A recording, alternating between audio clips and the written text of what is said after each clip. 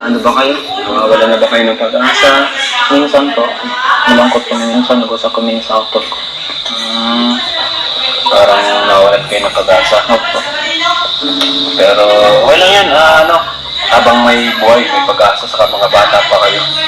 Ano? Ikaw bro, anong nasa isip mo na kahit ang dami ng ginawa natin, lahat na ginawa natin, more exposure, pero wala pa rin message. Ganun lang po yung sinabi niya. So, minsan, naisip ko na may pakala pa makita ko na. Pero, kahit anong nangyari, salamat tayo sa Panginoon. Grabe. Ang mahalaga po yan, natulungan niyo kami sa pag-aaral ng kapatid. Kasi pag nakapagtapos ako sa pag-aaral, natulungan niyo yung mga anak ko kapatid, pamilya po, sa Davao. So, wala pa rin palang update sa kanilang nahanap na matagal na tatay. Saka dun sa KMJS, na-interview rin sila mama nyo, no? Opo. Anong sabi nila? Okay naman daw sila doon? Okay naman sila. Okay naman. Opo.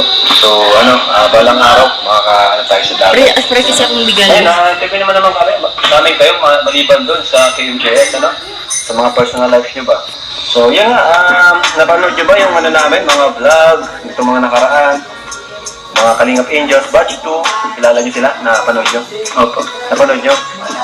So, Edward, napanood mo yung Kalingap Angels kasi nagkita-kita sila. Hindi pa napanood.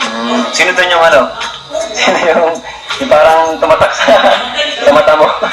Sa isipan mo? Si ano po, si Marian. Uy! Marian? Bakit? Ba't si Marian? Ganap ako sa kanya. Simple lang siya, mabait.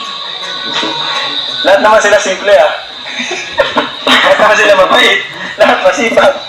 Ano pa? Maganda po siya. Si Marian.